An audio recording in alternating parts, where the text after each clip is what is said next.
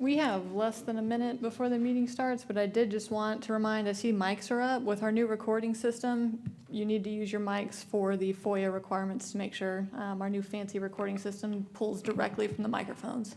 Thank you.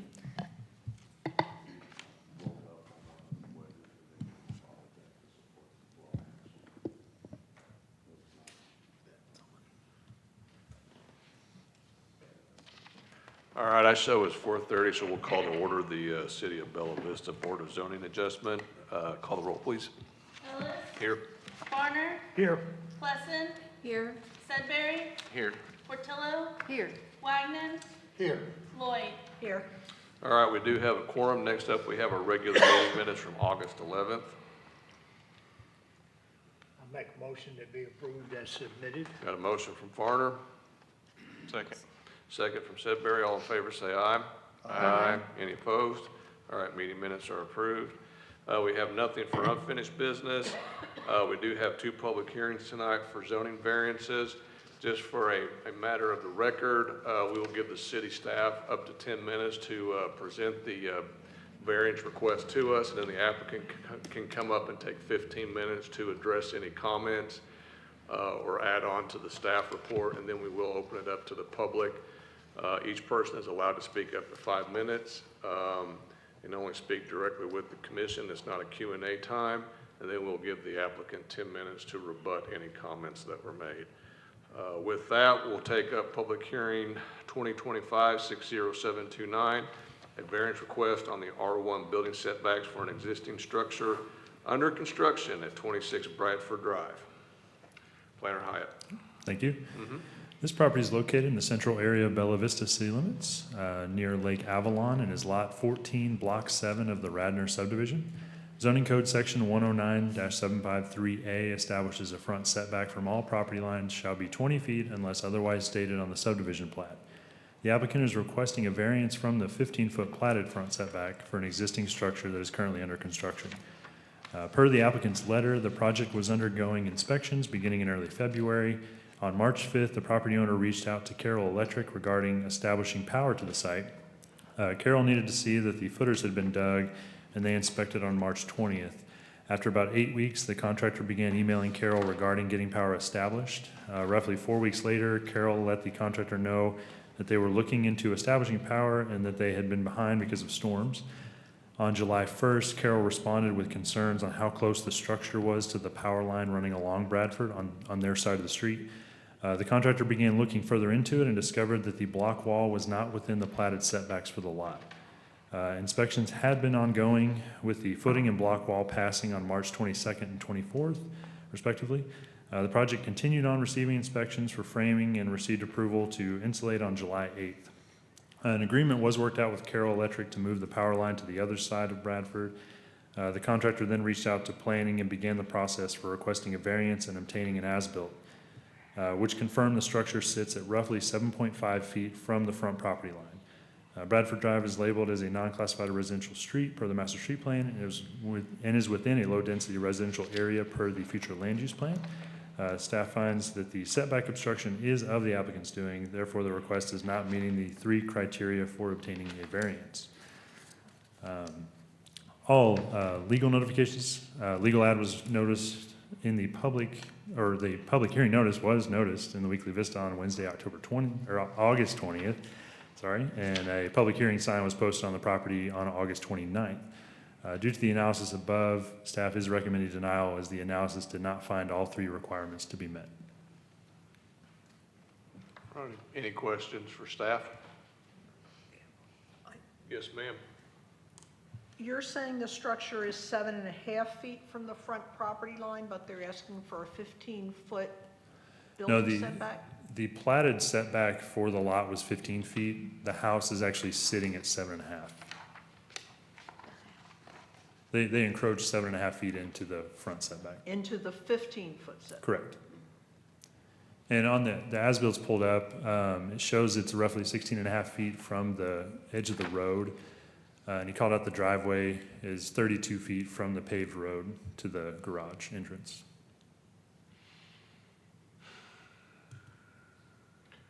When they applied for their building permit, what was they're required to submit a site plan, correct? Yes, And and what the was- site plan showed it to be within the setback, so it was meeting the 15.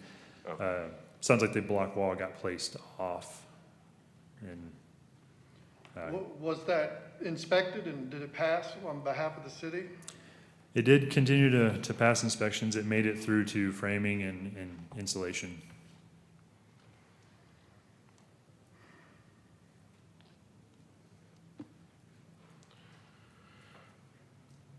I believe that was past block wall on March 22nd and 24th. Sorry, the footing was 22nd. The block wall was passed on the 24th. And then in July 8th, they received approval to go ahead and insulate the structure. By any chance, were we going through a staff transition at that point? Because I realized we had some challenges So historically. our building inspectors typically inspect the structure. They don't essentially focus on setbacks. So when the footing was inspected, that's probably only what the building inspector looked at was the footing.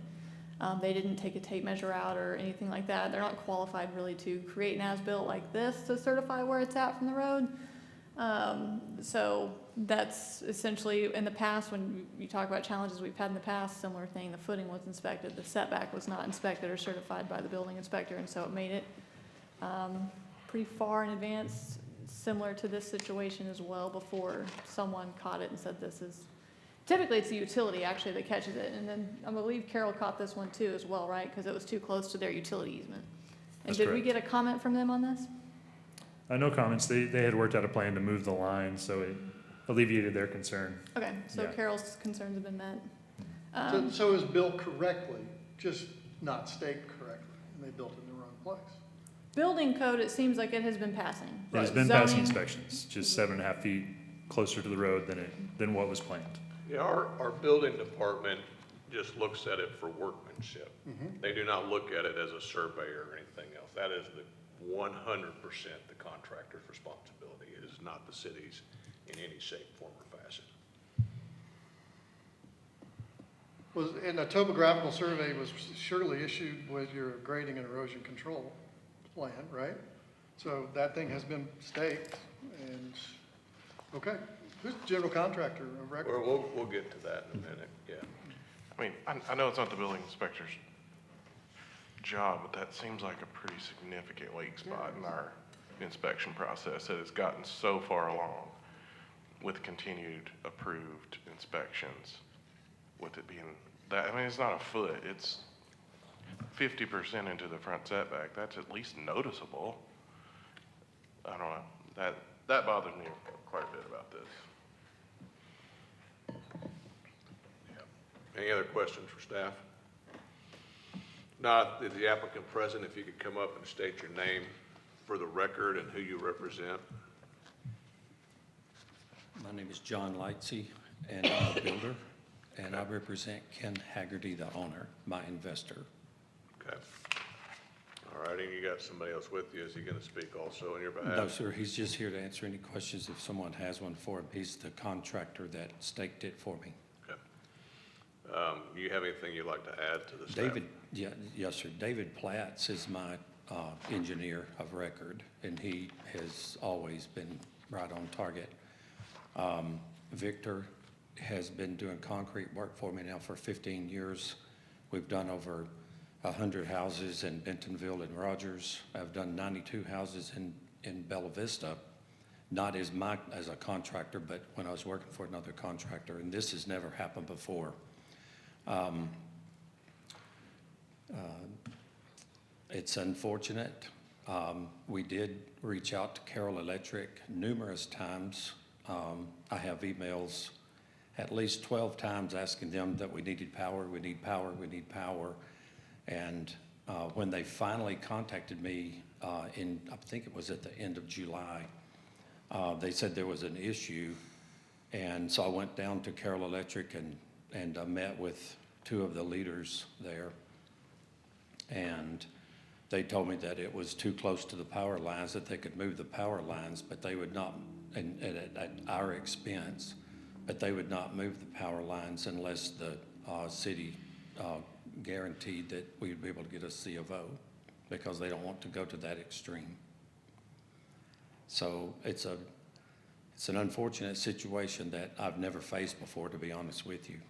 And even though it sounds, very, very close to the road, and I appreciate your concern there, it is 16.5 feet from the pavement to the front of the house.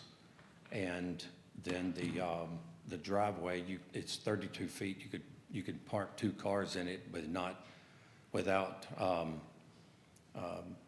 any obscuring the road at any particular time.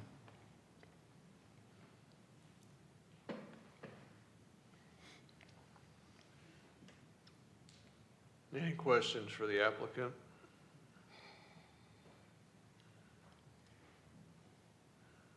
What this piece of the house that is encroaching into the building setback, what is that in the house? That's 1 bedroom and the front bathroom. It's a 2-bath house and 2 bedrooms.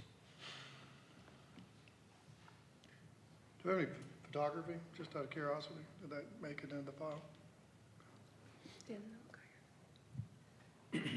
What is the status of the house? I'm sorry? What status of construction are you at with the house? We just finished drywalling. So you've kept working even knowing there's an issue? That was my fault. I didn't know that I wasn't supposed to do that. But I mean, you were made aware of the issue back in July and you kept Yes, sir. going? Yes, sir.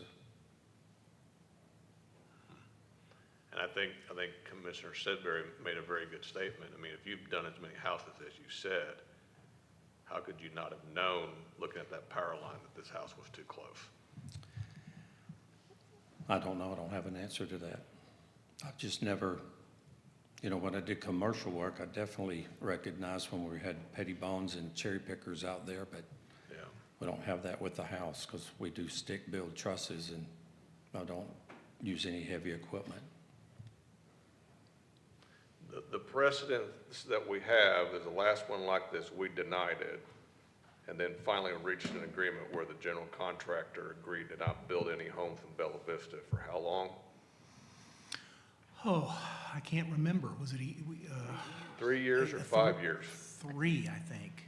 So that's the precedence that's before you, is start over with the house or agree not to build any more homes in Bella Vista for 3 years. And That was a condition of a settlement. That's right. On a variance appeal. Yeah. Denial of a variance appeal to the But circuit it's a court. very similar situation to this. Carroll Electric had to move the power line. It was an encroachment in their easement and the setback against a road.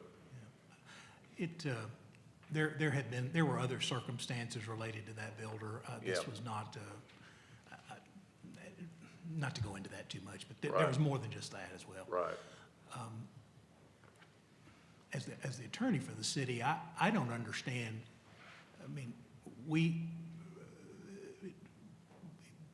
see an owner who's in a bad spot or a builder that's in a bad spot, but from a legal perspective, I see a surveyor that may have some significant liability or an engineer that may have some significant liability.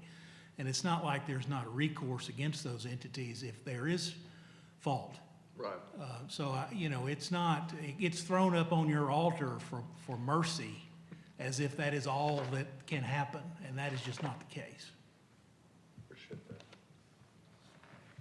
And I will say, out of all due respect, that at 2 times the building inspectors, and it's on the portal, any of you can see that on the portal, that Bobby Zannini and the former chief building inspector, I can't think of his name right now, that left back in December, they have cautioned me about, hey, the house is too close to the property line, and then I had David Platts to go back out at my expense to restake it, and it was always correct.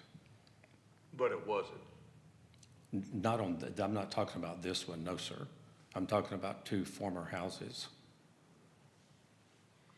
And I even asked, could that be changed in the portal because anyone can look at it, and it failed the initial inspection at footers because the inspector thought it was too close to the property line.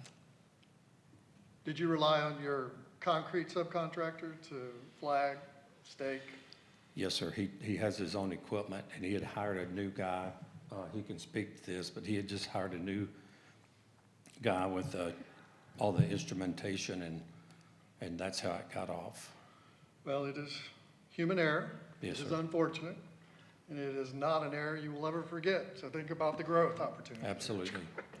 All right. That's I think I've very heard enough. true. Any other questions for the applicant? If we ask you to take a seat real quick, we'll have to go ahead and conduct the public hearing. At this time, we'll go ahead and open up the public hearing. Anybody that would like to address the commission or the Board of Adjustments concerning this variance request, if you would come up and state your name and address for the record, and we'll give you up to 5 minutes to speak to the board. Seeing none, we'll go ahead and close the public hearing. If you go ahead and come back up to the podium, sir. Commissioners, up to you all. There's some conversations or questions for the applicant. Of course, if you have anything you'd like to add, you do have an additional 10 minutes. No, sir. It's pretty much the as-built speaks for itself, and I'm just here at your mercy. Question, Mr. Yes, ma'am. Well, I just go back to our variance standards, and it says that the unique circumstances of the subject property do not result from the applicant's actions. It's very clear that unfortunately, this results from the applicant's actions, and I don't think that we should be repeatedly put in the position of solving problems that were created by the applicant. Unfortunately. Yeah.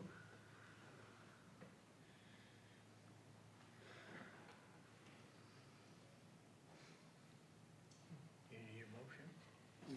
So I'm waiting to see if there's any other questions or comments. All right, if not, can I get a motion to approve zoning variance 2025-60729? So moved. Got a motion from Wagner. Second. Got a second from Farner. Call the roll, please. Wyman, No. Lloyd, No. Plesson, No. Sudbury, No, ma'am. Farner, No. Portillo, No. Ellis, No. Staff will get with you on your next steps for you. You do have additional remedies that you can pursue. Thank you for being here. Thank you. All right, next up, we have zoning variance 2025-60757, a variance request on the R1 building setbacks for a proposed structure at 13 Colburn Lane. Planner LaRue. So this property is located within western Bella Vista, Lot 16, Block 7 of the Brigadoon subdivision. The applicable code section is 10975B3, which requires a minimum front setback of 20 feet in the R1 zone. The applicant, of course, is seeking a variance of this setback to provide for 15 feet in lieu of the required 20. An administrative variance may only be approved for the reduction of no less than 20 feet. This lot is a corner lot, and the platted setback does run along the entire curvature of the parcel and would reduce the allowable depth of the home from 38 feet to 28 feet. The applicant has been working with Corbett Environmental to design septic solutions for both the 15 and 20-foot front setback. However, no ADH permit has yet been issued. Colburn Circle is classified as a residential street per the master street plan and is within a neighborhood area. Although the lot is 0.32 acres, the unique shape and minimum setback requirements to accommodate the septic would reduce the allowable footprint of the home, and otherwise a variance would be in line with the spirit and intent of the R1 district. There was no public comment at the time of this report, and all legal notifications have been met. Staff is recommending approval of the variance request. All right, any questions for staff? If not, is the applicant present? If you would come up and give us your name and address and who you represent, sir. Good evening, Jarrett McClelland. My address is 8 Hadley Lane, Bella Vista. Thank you for taking a look at this. Yes, sir. Yeah, if I can answer any questions. My dad and I purchased the lot. Edwin Neal LLC is my dad and I's LLC, and we purchased the lot together for the use of a spec home here. I'm a small builder. I build 8 or 9 houses a year, so I'm currently building 2 in Bella Vista right now, and this would be another spec home that my dad and I were planning on building on this lot. Okay. Any questions for the applicant? Is this a pre-designed home that you're trying to It put on is this lot? currently I'm building this home. I just got a building application on 41 Fleetwood, and it would be this exact same house plan. So it wasn't designed for this lot? It was just off the shelf? It was, floor but plan. was in I have an inventory of plans, and I had an architect draw it up, but I didn't have him. I have about 18 to 20 plans that fit 0.3 to 0.34 acre lots, 2-bedroom and 3-bedroom, and this is the only plan of my 18 plans that I have that works on this lot. I do understand that, in Bella Vista, that a lot of lots have hardship, and I'm not saying that this one has any more or less hardship than others. It's just with that corner lot being the way it's designed, it's such a beautiful lot, but just so much of the footage gets taken out. And really, I'm not needing really any more setback on the west end. It's really just that front little portion. I don't know if you guys have the file that shows that I put a footprint on it. And it really only needs about another 3 to 4 feet there on that north side for that plan to work on there. It is only 28 feet. When Corbett Environmental had drew up what I always have her do is reverse design, and when she did, she gave me the footprint of that boxed area. So that needs, for a 3-bedroom, it needs 300 and, it perked at 0.65. I think it needs 365 linear feet. And so with her lines laid out on that lot, the lines go all so far north on the lot, it just takes out really most of your footprint for a house there. I mean, you could put a 2-bedroom, but it'd be very small for that nice big lot on the corner.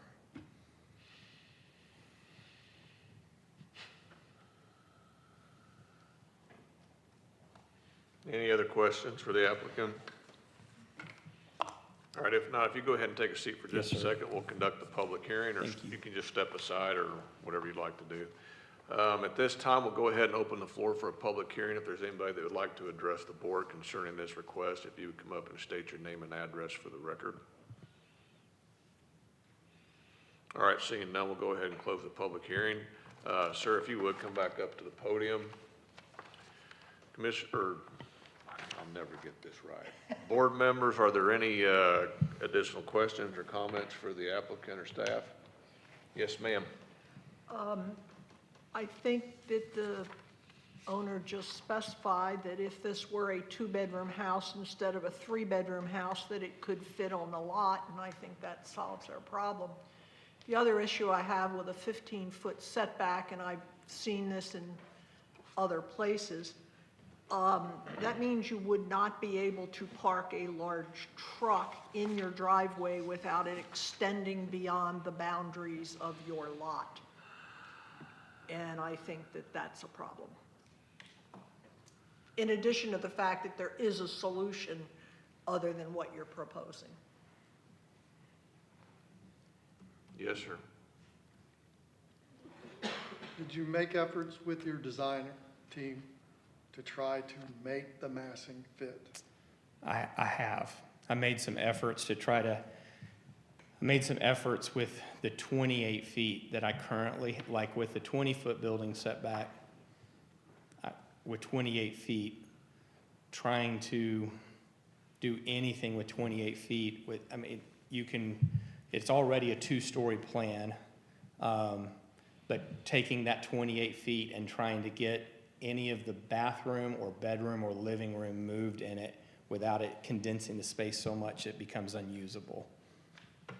So I did try that. I did look at design work and try to redesign it where we could shrink it another 4 feet from front to back. What's the total square footage of the home? It's a 2-story, and the total square feet is 2,200. So it's a very nice plan, but it's 2,200 because it's two-story.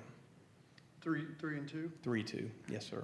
And if you met the setback obligations, you would go down to 2 and 2. I would not be able to use that plan on that lot. I would not be able to keep that profile footprint or even bedroom. I would take that design completely out and try to go and create a small time, like more of a small home, because there wouldn't be anything that would fit on that 28 feet depth.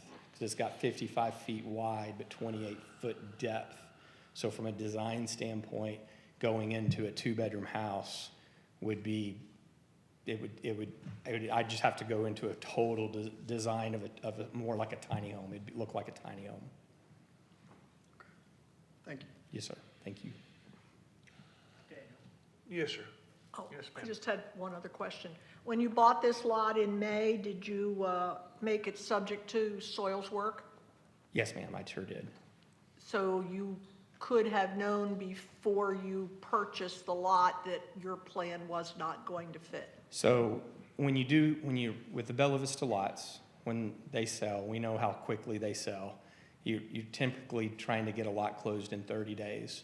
So what I do whenever I have a lot under contract with 30 days, we really can, in 30-day period, knowing that you have to get the results back within, we'd always generally on contracts 5 days before closing. But we don't get a preliminary septic design from our design. You're not able to get a preliminary septic design to see. I did know that I perked at 0.65 gallons. I did know that I would need 365 linear feet for a 3-bedroom. And how many for a 2-bedroom? For a 2-bedroom, I believe my memory, I think it's 285 feet. Big difference. It is a big difference. And so I did know what my perk results were. I did not realize that the lines would need to traverse that far north into the backyard of where that is. And that was the reason why, with the septic design going in, that it takes up the majority of the footprint of the house. And so it's difficult to get a preliminary septic design done in 30 days. We can get perk results, but typically not septic designs.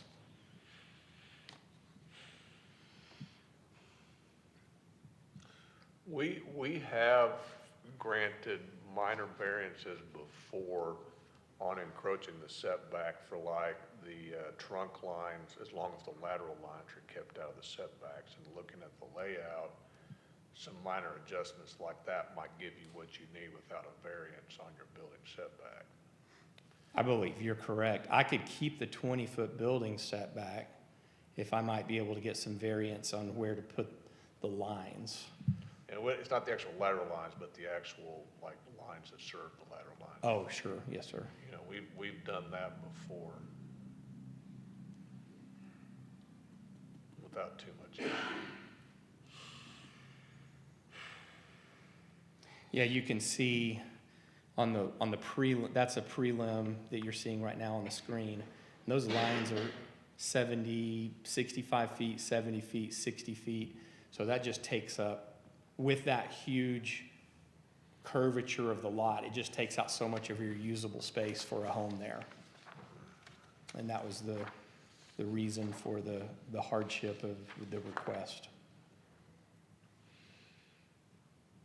Can we flip to the next slide one more time, please? That shows the ask. There we go.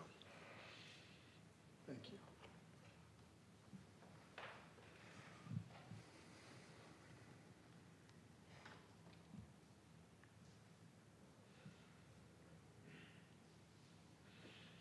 Okay. Any other questions for the applicant or staff?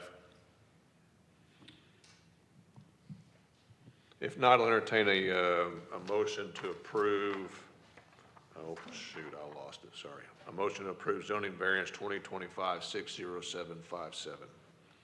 Could I make a motion to table in lieu of additional design work and have them resubmit?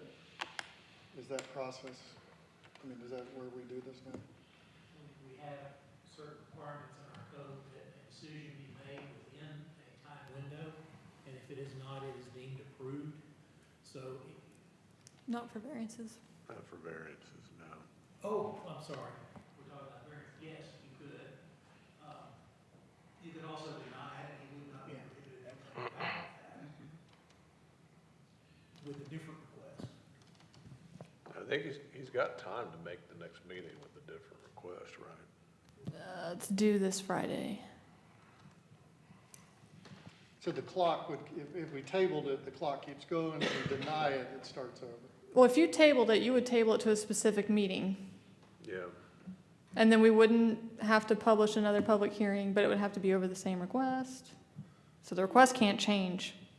Yeah, I think we'd have to go back through the process, because you're gonna be asked for a completely different variance if it's on the septic system. So the best process is then to vote today. Unless he wants to withdraw it or ask us to table this specific one, we should take action on the specific variance to have before us, because we've been given we've held the public hearing and stuff, Right, okay. so. Well, then I move a motion that we take it to vote. All right, we got a motion from Wagner, Second. second from Klesson. Call the roll, please. Is that a motion to approve? Motion to approve. A motion to, Motion to approve and seconded. Lloyd, No. Klesson, No. Sudbury, No, ma'am. Farner, No. Portillo, No. Wagner, no. Ellis. No. I think you could get with staff by Friday, get something modified, get it republished, and get back before us next month. And like I said, there's some things that we've done, but it's hard for us to grant a building setback variance, Absolutely. as you just Understand. saw. Yeah, I understand. It's the first time I've ever done this for a request, and appreciate you guys' time. Yeah, Thank you. like I said, I think there's some ways to work around it, and And can I just ask to clarify, the ways that you're saying to work around it is to work within the lateral lines? not the lateral line, we've allowed like the trunk lines that serve the lateral lines encroach into that 10-foot setback as long as the lateral lines themselves are kept out of the setback. And looking at the drawing, you've got like the couple lateral lines that are really close to the house that's creating the issue for you. Yep. Those are sitting about 10 feet off the 10-foot setback. But like that diverter box, you could shift that diverter box over a little bit, pull those lateral lines over, and probably not need anything other than a very minor variance that Okay. we have granted several times. And also, may I ask a question? The tank is allowed to be moved within 7.5 feet as well, is that correct? The tank must be 10 feet from all property lines and structures. Okay. And that's also echoed from ADH. Correct. Yeah, but your tank doesn't look like it's a problem based off of the plan you've got right Right. here. Okay, It looks to me like it's just that one lateral line, the third one down, is the only one that's really giving you any Yep. major heartburn. But we do not have an issue with the diverter box being shifted into that setback a little bit. We've approved stuff like that before. okay. Thank Just you for not the that. lateral lines. The lateral lines must stay. The 10 lateral feet lines away. must stay, but the diverter box can encroach a little After checking with ADH, after checking with ADH. because I Understood. don't Yeah, think you guys ADH can't allows answer for those. ADH, I understand. Yeah. And your application would be viewed on its own merits. This isn't a guarantee you would be approved. Right. Correct, I understand. I'm giving you some background. I understand, yeah, I understand very much. Okay, thank you, committee, appreciate it. Yeah. All righty, anything for open discussion? That closes our new business for the Board of Zoning Adjustments. Staff doesn't have anything for open discussion. All righty, with that, we will go ahead and, next up will be our regular planning commission meeting. So with that, we'll adjourn our Board of Zoning Adjustments. All righty, we'll go ahead and call to order the City of Bella Vista Planning Commission meeting. If you call the roll, please. Can we make sure the technical is working before we proceed? Let's make sure we're meeting FOIA I want to requirements. turn it off and then turn it back on. See, normally it'll blink. Oh, it will blink? Well, it'll turn off, and then it'll turn back on when you're ready. This is new equipment, so bear with us. It's supposed to be easier and better. I saw it shut off and come back on. You good? All righty. righty, well, we're called to order. If you would call the roll, please. Ellis, Here. Farner, Here. Plesson, Here. Sudbury, Here. Portillo, Here. Wagner, Here. Lloyd. Here. All righty, we do have a quorum. Next up is our regular meeting minutes from August 11th. Make a motion that be approved as submitted. A motion from Farner, Second. second from Portillo. All in favor say aye. Aye. Any opposed? All right, meeting minutes are approved. Next up, we have our public input session. This will be an opportunity for anybody in the public to address the planning commission concerning any published or any non-published item. We will be conducting a public hearing later on for the rezoning request before us. So anything other than that one rezoning request now will be your only chance as the public to address the commission on any item or non-published item. All right, seeing none, we'll go ahead and close the public hearing or the public input session. Next up, we have unfinished business. We have waiver 2025-59726A and plat 2025-59124. We will vote on these separate though. Planner grading. Good evening, thank you. This property is located in the central area of Bella Vista, within Town Center North Commercial Subdivision. Section 107-128 and incidental subdivision review and approval, Section 107 and 130, Section 4, states view criteria for approval or disapproval of incidental subdivisions shall be given based on the following threshold guidelines. There is adequate street right-of-way as required by these regulations and the master street plan. The applicant is requesting a property line adjustment and a waiver of Section 107, 130, Section 4 for adequate right-of-way of 50 feet for the Highway 71 on-ramp that is identified as major arterial on our master street plan. The purpose of the request is to clarify and adjust property lines to support a large-scale development previously approved by the Planning Commission on June 9th of this year. This project pertains to redevelopment of Town Center located immediately adjacent of Highway 71 on-ramp. This previously tabled item has been updated to include a detailed depiction of the proposed property lines. To ensure clarity, transparency, and alignment with established land use protocols, staff requested the applicant submit updated site illustrations accurately reflecting the proposed parcel boundaries. The revised drawings have been received and staff has determined that they meet all applicable C3 zoning requirements. Surrounding land uses include R1 single family, C1 neighborhood commercial, and C3 central commercial districts. The comprehensive plan for 2040 designates this area as type 1 neighborhood center, envisioned to support a mix of residential, commercial, and civic uses. The master street plan designates Lancashire Boulevard as major arterial, Town Center as non-classified, and requires a 50-foot right-of-way dedication along the Highway 71 on-ramp. This site also lies adjacent to a priority 1 bike lane and is not located within a designated floodplain. We have not received any public comments. There are no outstanding technical comments, and based on the analysis above, staff recommends approval of this replat so long as the PC approves the waiver. Any questions for staff? How much additional right-of-way are they gonna have to dedicate? Oh, it was, how much? It was it 80? So would have been an additional 30 feet. Along that frontage road? Mm-hmm. An additional 30 feet? Yeah.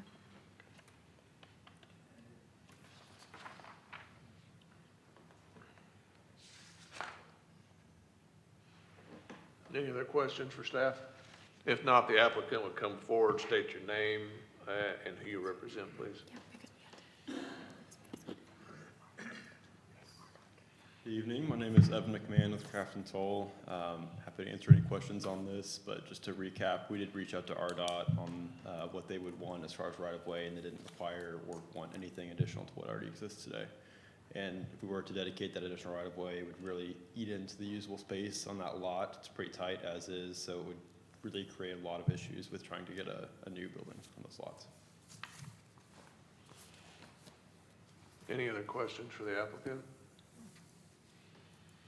If not, we'll take a motion to approve waiver 2025-59726A. So moved. Got a motion from Portillo, a second from Lloyd. Call the roll, please. Farner, Yes. Portillo, Yes. Wagner, Yes. Lloyd, Yes. Klessen, Yes. Sudbury, Yes. Ellis. Abstain. Any additional comments or questions on plat 2025-59124? All right, if not, can we get a motion to approve plat 2025-59124? So moved. Motion from Farner, Second. second from Sudbury. Call the roll, please.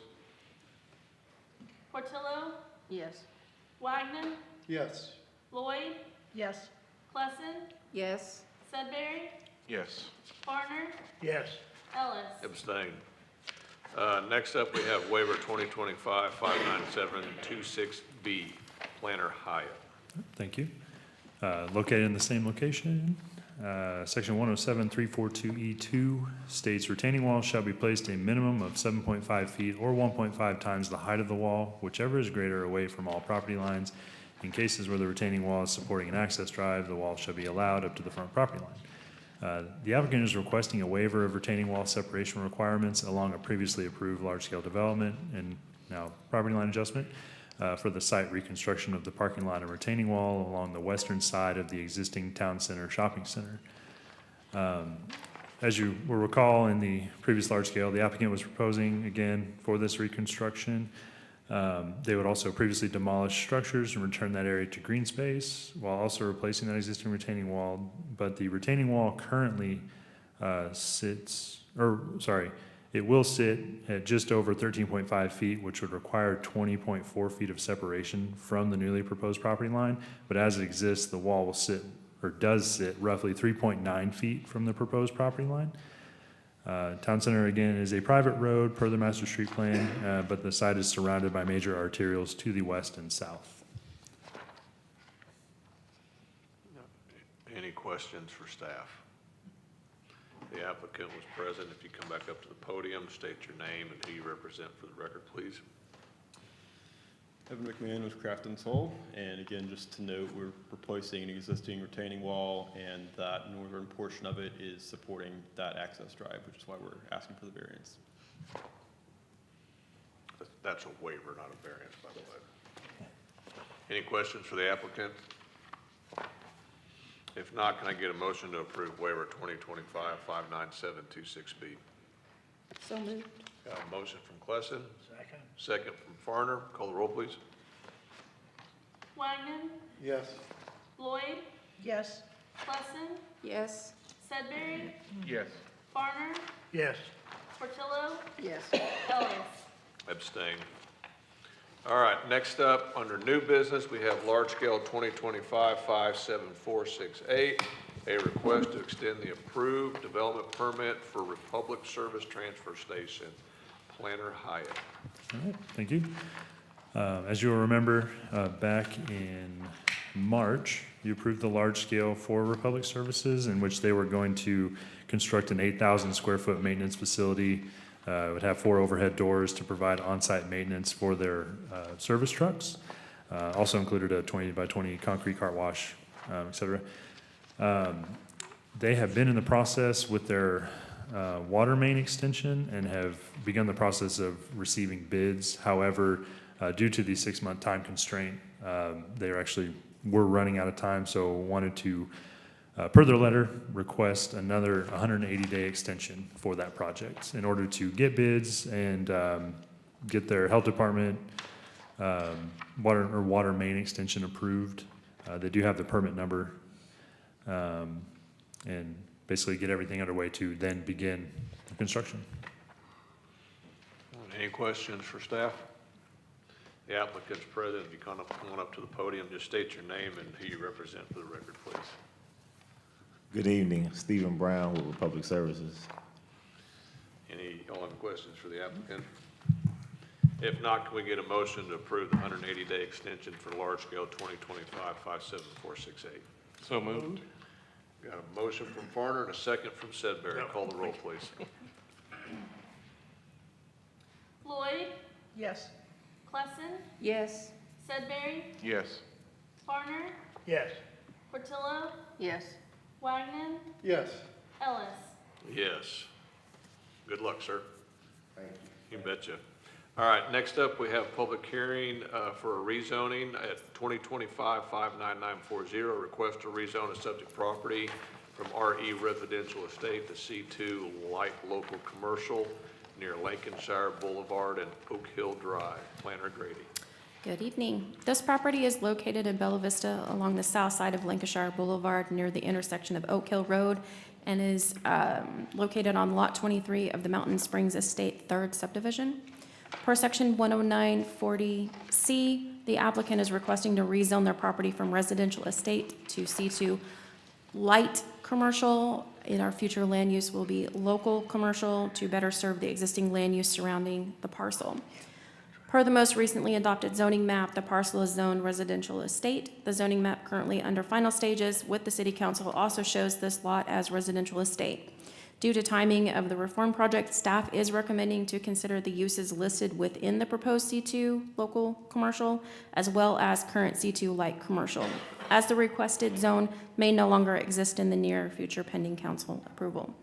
The parcel is currently surrounded by the following zoning districts: C2 light commercial to the north, residential estate to the south, east, and west. Existing adjacent land uses include residential on both sides, directly adjacent to lot and commercial land uses to the north across the street. Further, the master street plan depicts Lancashire as major arterial. The future land use plan shows this property to be within a future residential neighborhood. However, the future land use plan does provide a general overlay for a future village center having intense uses at the intersection of 340 and 279.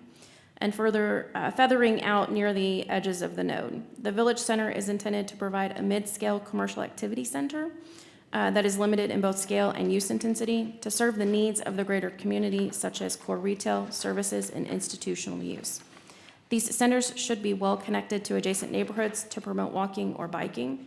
Village centers should also be supported by expanding housing types, small parks, civic open spaces that are promoted by the community.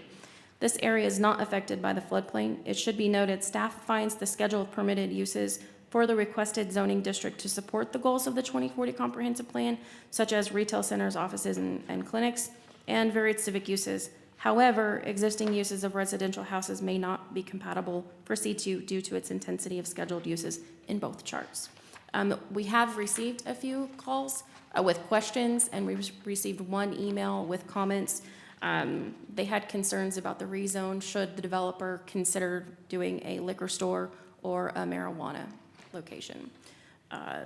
All public notices have been listed in the weekly Vista for August 20th. The applicant sent the required certified mail August 22nd, and staff posted the public hearing sign on August 29th. Based on the above analysis and the adjacent land uses, staff does not recommend a C2 zoning of light or local commercial. All right, any questions for staff? If not, if the applicant is present, could you come up to the podium and state your name and who you represent for the record, or your address, please? Good evening. Christopher Brandon. I represent Jack Kehoe, the property owner. We were under the assumption it fell under the 2040 plans. C2 is directly across the street. It's pretty full. I was in there eating just yesterday, or excuse me, just Saturday at Bella's table. Be great to have an opportunity to add some more services for that area. Would certainly appreciate your the opportunity to rezone that as a C2 parcel. Any questions or comments for the applicant? Do you have an intended use? Not yet. We can't ask that. Sorry, strike that. Curiosity. Yes, well, that's what we're not allowed to ask. I want You learn to something every bring up day. one issue. I don't want to, I'm sorry, if you weren't done, I was going to be quiet and let you proceed. But No, I'm done. Because of the timing of this, it creates some interesting situations. We've got a comprehensive land use rezoning for the whole city that's going to be on third reading this month. It includes this parcel. I'm not sure, I believe we had an answer. It still calls for it to be the residential RE. This is the proposed zoning map on the screen right now that council is considering for the third Yeah, I time know, this month. I realize that, but there's no guarantee they will adopt that. And so, the timing scenario is that if they approve this before they approve the comprehensive rezoning, they could be zoning it and then putting it immediately back as RE unless that process is also amended, because that's already a proposed map in front of them. So it just is something, I'm not saying any of these things can't happen, and he could not end up with a C2 if that was the ultimate will of the council. But this is going to be complicated, very complicated. Could have to do with the order in which they're approved at the meeting even. I've not encountered this before, but I just want to bring that, I'm not sure that really plays into your role here tonight. Though I would say that, and those factors that you look at for rezoning, you need to look at the current factors for what's included in that C2 rather than what the proposed factors would be, because you're not guaranteed that would happen. And, it may sound strange, but, it doesn't really, because of the timing, it doesn't change what you need to be looking at this point. It may moot it, but it doesn't really change it. So I would encourage you not to look at what we think the council's going to do.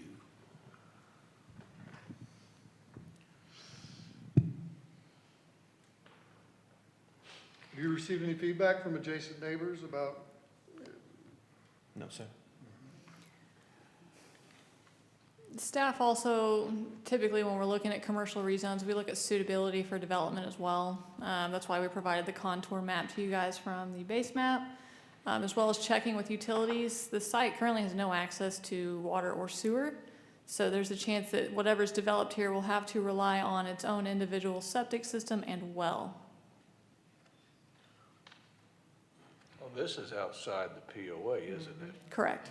Oh. So it would need Centerton water, and we checked with Centerton, and Centerton said they do not provide water to that side of the road at this time. But it is across the street. The shopping center has. They Centerton serve the water. shopping center across the street, but this lot does not have access to Centerton at this time. But it's in their service area, right? They would not confirm if they would serve in the future either. No, I'm saying it's within their service area. In other words, they have the right to serve it. There's a water service area map. Whether they're actually serving it yet, it's in their service area map. I'm just saying I could not get them to confirm that they would serve it in the future. Yeah. The owner's probably gonna have to bore under that highway to get to it, is what I'm thinking would have to happen. But, For me, it's a struggle setting everything aside and just looking at the schedule of uses. There are some things that is allowed by right, if they can figure it out, that wouldn't require a whole lot of water and sewer, like auto sales and storage and stuff like that,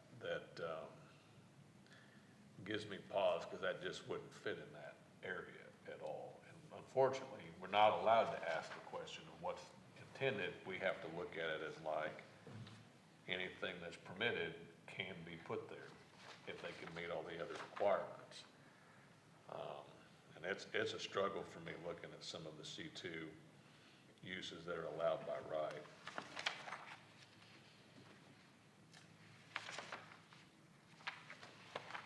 It just doesn't feel like it fits with a home on either side. That's the issue. Yeah, so anyways, we haven't had our public hearing yet, so if you would just give us a minute to do our public hearing, and then we'll call you back up to the podium and finish the discussion and take action. All right, at this time, we'll go ahead and open the public hearing. If there's anybody in the public that would like to address the commission concerning this request, please come up and state your name and address for the record, and we will give you up to 5 minutes to address the commission. One at a time, please. You each get 5 minutes, but one at a time. Oh, you guys want to do it together? Come on. But you guys only get 5 minutes between the two of you then. All right, cool. My name is Darren Callahan. I live at 645 West Lancashire Boulevard. The home adjacent to the right. I don't know if any of you have looked at that property, but it's about a 25, 30-foot ravine, almost the entire part of it. How much fill are they going to bring in? What's that going to do for the runoff and my septic? Also, I mean, I like to say, Bella Vista wasn't founded on community centers and shopping centers. People moved to Bella Vista because this is unlike any other place in the United States. You come here, you live in peace. There's a reason why we are one of the safest places to live in the United States. We don't have shopping centers and all of this stuff that brings people outside of Bella Vista into Bella Vista to be up to no good. And that's right in my dining room. And I don't think that there's anyone setting up in front of me that would prefer to have a shopping center or something built right in their dining room window. Just had our first grandbaby this week. There's going to be children out there, and I really don't want a business like that right in my front yard. The one across the road is fine. There's no houses that are blocked off by that. There is a road around to the back side of that that is not in someone's yard. I just, hope that everybody here would consider that there is anything that you would want 15 minutes down the road. I hate to see Bella Vista start turning into Bentonville. The traffic there is really lovely. We all live in Bella Vista because we drive there to work, and we don't want to live in that. That's all I got to say. Thank you. And just one of my concerns is our resale value of our house, if we have a business built that close to our home. So it's already a unique house as it is, and putting something like that would make it even worse, I think. So. If you could just state your name for the record. Oh, yes, Jacqueline Callahan. I live at that house, 645 West Lancashire Boulevard. Thank you very Okay. much. Yes, sir. Good afternoon. My name is Randy Keziah. I live at 14892 Oak Hill Road. I am on the opposite side of the property that we're discussing tonight. I will say that I'm not 100% against something going in there, but if not knowing what it would be, I would have to say no. Because such as the other residents, they don't want anything there, and I would say that most likely I'm not going to want anything either. So not knowing exactly what they would do with such a wide variety of things that would be allowed by the city, I would have to say I'm against it. Thank you. Is there anybody else in the public that would like to address the commission concerning this request? All right, seeing none, we'll go ahead and close the public hearing. If you would, sir, come on back up to the podium. We'll give you a chance to make any additional statements based on hearing the public comments. If not, we'll take it back to the commissioners. Okay. Really only one comment. Property value. You got to address the commission. Oh, I'm sorry. Yes, sir.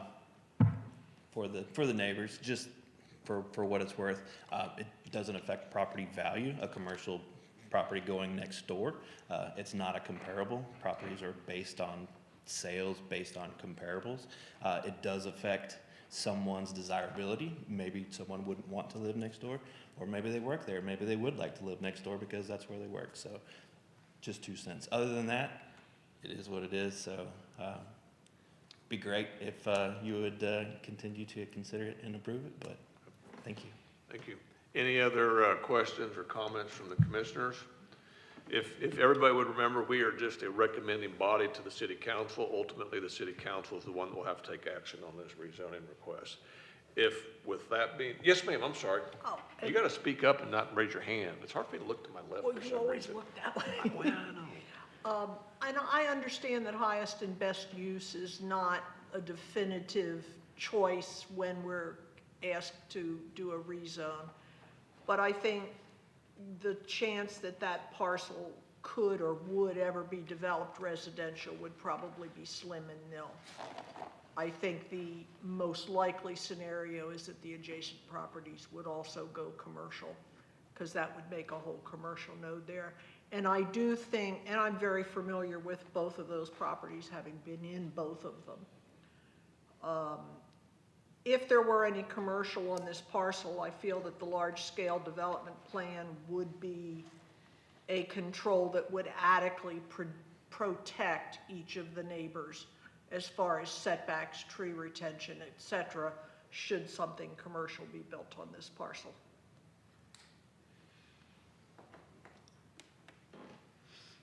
Any other questions or comments from the commissioners? If not, can I get a motion to recommend approval for rezoning 2025-59940 to the city council? So moved. Got a motion from Klesson, Second. second from Sedberry. Call the roll, please. Klesson, No. Sedberry, No. Farner, No. Portillo, No. Wagner, No. Lloyd, Yes. Ellis. No. So that, well, I don't know what happens next on They something. have a right to file paperwork to appeal that to the council or stop here. You can still appeal that onto the city council if you'd like to, just go with a no recommendation from the planning commission, sir. Okay, thank you very much. All right. One, attorney, may I ask a question? Absolutely. You mentioned everything may change in 30 days. Based on your knowledge of the workings, should we reintroduce this in 30 days, or it would only get worse? I can't represent you, and I can't make a recommendation to you. So you have to seek your own counsel to get someone to help you legally on that. I can't create a conflict of interest. I'm not trying to be difficult with you. Sure. I wish I could be more helpful to you. I would just say generally that the parcel, as I said earlier, the parcel that you're concerned about is part of the comprehensive citywide rezoning that is going to affect everything. And so, knowledge is power. And so if you know how that's going to go, that might tell you how to go in the future. And that should be in about 30 days or 60 days or no telling? Any promises to Okay, okay. It's in the works. The appeal, though, has to be made within 30 days of today. Okay. So, And I would say this for the commission's knowledge. If a new zoning code is adopted within the next month or two, then I believe that also would allow someone to come back with a rezoning request maybe earlier than they normally would have been, because now we're dealing with technically a new code and a new map. Yeah, the normal 1 year freeze would not be in effect. I would interpret that to mean that it would be 1 year from the new code, but we do have significant changes there, so. It might be worth It's your, not as negative for him as it may have otherwise been. it might be worth your while to take some time, meet with your neighbors, meet with staff, and try to figure out something that might work for everybody. Okay, excellent. Thank you all for your time. But thank you. Next up, we have waiver 2025-60189, a waiver request of retaining wall setback requirements for an existing retaining wall located at 3 Buckingham Drive. Planner Hyatt. All right, thank you. This property is located in the eastern area of Bella Vista city limits and is Lot 10, Block 7 of the Buckingham subdivision. Section 107-342E1 states retaining walls shall be placed a minimum of 10 feet or 1.5 times the height of the wall, whichever is greater, away from existing or proposed structures, unless such wall is exempted under Section 107-339C2. And Section 107-342E2 states retaining walls shall be placed a minimum of 7.5 feet or 1.5 times the height of the wall, whichever is greater, away from all property lines. In cases where the retaining wall is supporting an access drive, the wall should be allowed up to the front property line. The applicant is requesting a waiver of retaining wall separation requirements for an existing log retaining wall. For the background, November 2023, a permit was submitted for a 6-foot retaining wall, but the request did not meet separation requirements from the septic leach field or main structure. In December of 2022, staff was alerted to work being done at the subject site and adjacent lot, with additional reports coming in the following month regarding trees being removed from the adjacent lot and being stacked on the subject lot. Code enforcement was alerted at the time and reached out on February 9th of 2024, giving the property owners a 30-day notice and to reach out to the planning staff. Code enforcement did not issue any citations, but by April of 2024, the homeowners reached out to planning staff to set up a meeting. Staff met with one of the homeowners and walked through the violations of code and requested to meet with the contractor who performed the work. The contractor met with us and began work on obtaining an as-built survey and engineered designs. The homeowners picked up those tasks and got documents submitted for this current cycle. Per the engineered designs, the wall consists of up to 7 stacked timber logs with the height of the wall varying from 1.36 feet to 6.1 feet, sitting directly on top of 3 of the site's 5 septic lines. The subject site is zoned R1 single family, and Buckingham Drive is a non-classified road per the master street plan. As discussed in the work session meeting, should PC approve this waiver, staff recommends the following condition: that the applicant provide an alternate field area on the adjacent lot approved or provided by a licensed designated representative in the state of Arkansas prior to permit issuance of the retaining wall, should this wall cause failure of the existing septic system in the future. All right, any questions for staff? So they own the adjacent lot as well? Correct. And you'll see up on the screen to the left, lot 9. It already there's already one lateral line, it looks like, that encroaches across the property line. Yeah. Correct. Okay. Any other questions for staff? If not, the applicant would come up and state your name and address for the record, and we'll give you an opportunity to add on to the staff report and see if we have any additional questions for you. Zach Smith, I live at 3 Buckingham Drive. Just maybe a little background on the project. We started this project in September of 23, or maybe even like July of 23. We hired someone to build a flat area so we could have a playground for our, at the time we had maybe a 1 and 3-year-old. Now they're 2 and 4. My math's not great at the moment, but they're 2 and 4 at the moment. So we wanted to have a place where we could put a playground, and they started construction of just a small retaining wall that was not going to be very large or very structural. And then through the project, we realized that the larger retaining wall that was existing was failing, and our back deck was sinking. And so we asked him to look into that, and what we didn't realize at the time is that wall was built without approval from the city, and we didn't know that when we purchased the house. And so it was leaking, and there was moss growing on it, and at one point in time we could literally just grab a brick and just kind of pull it out, like it was not doing very well and our deck was sinking. So we were concerned about our deck structure. It's a raised deck, so it's pretty, 10 feet off the ground or so. So we started that project, and then he was working with the city to try to get it approved, and through somewhere during that process, he just stopped talking to us. And so I think he was talking to you potentially more than he was even talking to us. And anytime I did get him on the phone, he would talk about his family and random things for a long time, but not so much about the project. And then he just stopped responding and took our money, and we lost about $15,000 to him. And he just kind of left a bunch of mess in the yard. And then code enforcement came out because they didn't like that there was a big mess in the yard, but the person who was supposed to be working on it was no longer showing up to our property to do the work that we had hired them to do. So we kind of said, okay, I guess we can't wait to resolve this. We were trying to take legal action against that person, but we never followed through with it. We didn't really have a lot of exact recourse to get something out of them. So upon hearing from code enforcement, we said, hey, we just need to figure something out. So we tried to find a qualified contractor who could both work with the city to get something resolved as well as build what we needed in our backyard. Upon finding someone, we thought we had found someone who was really good, and he said he would take care of things with the city and get everything resolved, and he did not do that. He just started construction and built the wall, and then ever since then, towards the end of the project, was about the time that at least the wall portion was being completed, we got a stop work notice for the work that was being done, and then we've been trying to work with the city ever since to get things resolved. So kind of how we got to today. Any questions for the applicant? Seems like we need a list of contractors not to work with. That would be great. I did actually ask the people, and a lot of times people on the planning commission will not provide such details, which is also a challenge. Yeah.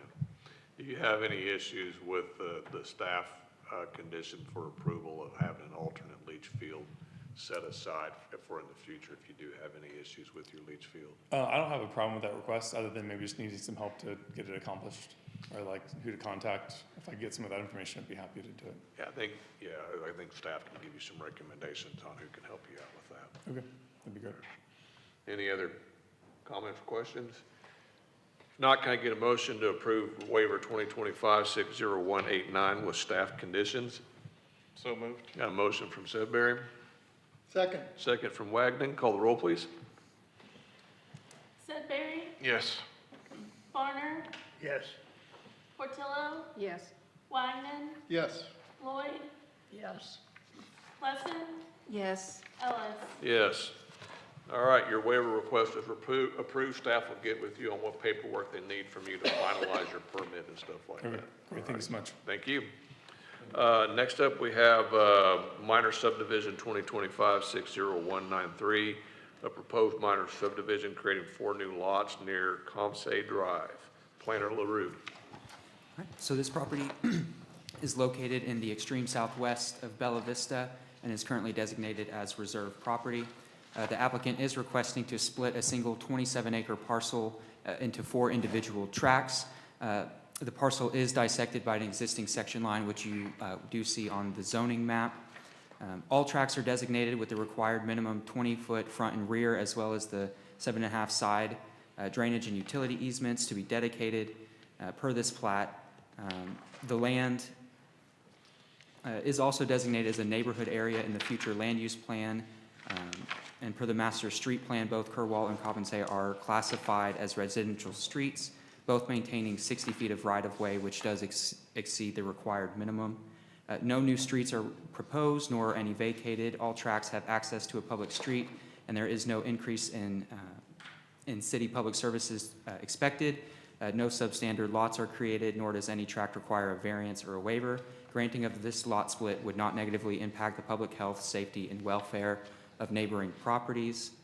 There was no comment at the time of this report, and there is also no outstanding technical comments. The staff is recommending approval of the minor subdivision. All right, any questions for staff? All right, seeing none, is the applicant present? Sure, sir, if you'd come up and state your name and who you represent for the record, please. I'm Kent Berger, representing Cooper Communities. Yes, sir. Do you have anything you'd like to add to staff report? We own 2 tracts at this location, a smaller one, and the second tract's about 23 acres, and are requesting to split it into 3 lots to make them more marketable. Any questions for the applicant? I'm looking to the left this time. No, sir. All right, if not, can I get a motion to approve MSD 2025-60193? So moved. Motion from Farner, second from Portillo. Call the roll, please. Farner, Yes. Portillo, Yes. Wagner, Yes. Lloyd, Yes. Plesson, Yes. Sudbury, Yes. Ellis. Yes. All right, you're approved, and staff will get with you on the next step. Thank you. Next up, we have, that closes our new business. Do we have anything for committee reports? Not at this time. Do we have anything for open discussion? Staff does not have anything at this time. Does any commissioners have anything for open discussion? I have one. We had talked previously about requiring some kind of a survey certification so we did not continue to have issues with homes being built inside of setbacks. Where did we get with that conversation? That conversation ended with requiring a certification for elevation and placement should the proposed plan that is approved basically go to the fullest extent of the request, which we are exercising almost on a daily basis. But that's typically for the elevation of the driveway grade, not placement of the house. We are not requiring a certified as-built for every single permit that we issue. I'm not asking for an as-built, just some surveyor to say it's in the right spot, because it's not, I don't think it's fair for people to keep coming back and saying, well, the building department signed off on my foundation, so I'm good to go. And it was tough listening to a guy who said he's built over 300 homes to not realize he was in the wrong spot, and his Well, only but excuse was staff. And We're not signing off on that. I mean, we go and give them an approval, but we're not inspecting against that. Oh, I know. But that's the same thing we But hear it- every single time. It's Staff signed a off. problem for sure, no doubt about it, and it needs to be addressed in some Do we way. need a new ordinance? I wouldn't go that far as to say that. I think probably it could be some administrative things in terms of review that could be done internally. I don't want to speak for your department, I don't know, but, I mean, the rule is the rule. I mean, we just got to figure out how to get people to follow it. That's kind of the problem. It's to be more cognizant of what's happening out in the field is the situation. We're not building to what's approved. It falls on that. We approve something, we work with the builder to get them to propose something that meets code. It makes it through permitting, and the problems will pop up halfway through the build. Just to make sure that the builder knows what they are building is what was approved on the plan. That's essentially what almost any issue that we have comes up with is. Yeah, but I mean, we have qualified people on staff that can look at the electrical rough in and say, that's not right, that doesn't meet the code, we've got to fix this. They can look at the plumbing, they can look at the framing. They are not licensed surveyors who with their eye can say, yep, it encroaches 5 feet into the setback. There's only one way to get that done, but we keep, I mean.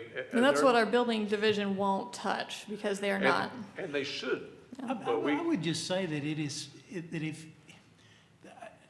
I mean, if you're the owner or you're the contractor, how easy is it to get the lot pinned and to take a tape measure and make sure they're gonna pour the concrete in the right place? and that's why. Otherwise, the hundreds of thousands of dollars in investment are gonna go down the toilet because I can't build a house in the right spot. You know, they are taking a tremendous amount of, and the previous example, I don't want to assign blame, I don't know whose fault it was. But, The letter we've had says whose scenarios fault it where was. they say, oh, just move it this way a little bit, we'll make room for it, all that kind of stuff. Yeah, and I know that happens all the time to cut down on a course of block or whatever the case may be. And that's why I'm just saying, hey, if we ask for not an as-built surveyor, but just a written letter sent by a surveyor that says this house is in the right spot. I mean, it all comes back to who's gonna be responsible for it, and I mean, right now, nor ever should our staff be the reason why or an excuse for a violation like this. And the builders do sign a certification at the time of building application that they assume all responsibility for location of the structures and that they release staff from any kind of liability of locating anything. Yeah. It says building inspector specifically shall not be responsible for locating or helping you locate the structure on your property. That's the sole responsibility of the builder. That's not gonna mean a hill of beans when he gets the paperwork for the lawsuit that's coming. It will. It will. But it's not gonna stop you from having to defend that lawsuit. I think I view it as more of a proactive approach. I've got a house that's built in the setback. I'm not gonna wait around for them to sue us and say we didn't do something right. I'm gonna enforce against them. Yeah. And we need to make sure that first of all, CLOs are denied. And then, we need to get active, and we are getting more active in our enforcement, go to court, and then, find them every day that the house is not torn down and back out of that setback. Well, I was sick. And we do that. It won't take long for people to understand, well, we gotta make sure this house is in the right spot. When did we find out that house was in the wrong spot? That was the summer, it was July, wasn't it? And he continued to work on it for 2 months after he was aware of the situation. Through the end of the month, I believe. Now, he said July 4th or somewhere in that neighborhood is when Carroll Electric told them they had a problem, and they kept building for 2 months. But to have no response as to why it happened. Oh, no, his letter said exactly what happened. His surveyor transposed 2 numbers when he was laying it out. I'm just going by his verbal comments. No, it's said in the narrative. Back to my prior statement. Oh, yeah. There's a reason why they carry liability insurance too. Like I said, We've talked a lot about asking for forgiveness variances, which I don't want staff to have to deal with any more than they have We to. need to get out of that altogether. Yeah, I think it would be nice if staff reminded us when those things come up, that those people are told on the front end, it's their responsibility. Yeah. Would be a good idea to remind us of that.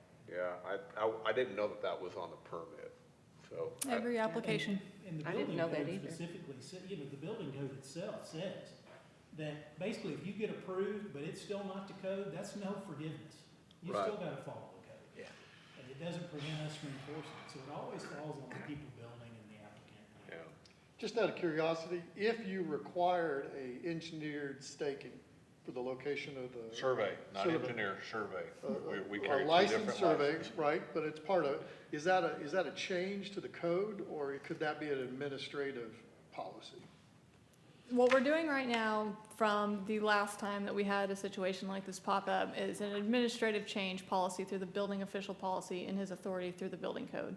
So we currently have a building official policy that requires this FFE certification at the time if they request for example, if someone wants a 14% driveway grade, that's the max.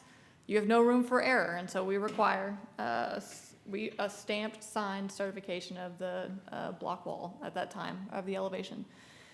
So that is, it's probably been over a year ago that we had this conversation at this point. That was the outcome of that, because requiring it for every single house that we have was deemed as too burdensome based on the current workload of not only staff, but the surveyors that are in this area after talking with them. And so the building official did not adopt that policy. I'll tell you this working. I got one today that they gave me a survey of it, and it was 1.5 feet higher than what they had. They'd have their driveway at 23%, and y'all would have seen it in 6 months.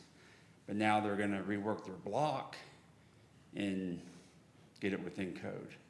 So I mean, we are requiring, but it's just for those ones that are at The full they're at the max, and if they get it wrong, it's not gonna be within compliance.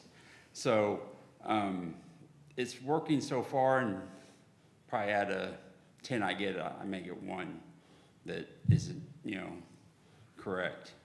But really having every house that's built require a surveyor that they're having a hard time getting them just a topo, and I just don't think it's practical to require that for every build. Because a lot of them, they're not right on the setback. They're, 5 or 6 feet, 10 feet off, because it isn't, their lot's deep enough and it doesn't matter as much. And they would be required to do it also when it really doesn't apply to them. Okay. I will ask, and if we're not gonna do that, as soon as we know there's an issue, can we please issue a stop work order so they quit working? We did that with the last one. I understand that. But if the stop work order doesn't take place, then let's refer it over to the city attorney and law enforcement to deal with it in a more stronger way. Because it's not good. And that work did stop on that other project that Oh, I know. we're talking about. And then things got really on the ball about getting some resolution done. So you Yeah. bring it to a head. Yeah. It didn't work in that fashion. But when you're talking about criminal fines, if you continue to violate a stop work order, that might get a builder's attention, but we've got to refer it over to the city attorney then. Okay, So, you want to go home? I want to go home. Oh, good, great. I'm the one that's want to go home. I got to drive to Plano tomorrow morning. All right, anyways, anything else for open discussion? If not, city council work session will be on Monday, September 15th at 5:30 PM. The regular meeting will be on Monday, September 22nd at 6 PM. Our next planning commission work session is scheduled for Thursday, October 2nd at 4:30 PM with the Board of Zoning Adjustments meeting on Monday, October 13th at 4:30, followed by our planning commission regular meeting, both of which I will not be here for, Mr. Farmer. We can handle it. You can handle it. So with that, we stand adjourned. Thanks, staff, for putting that together for us tonight. Appreciate your work.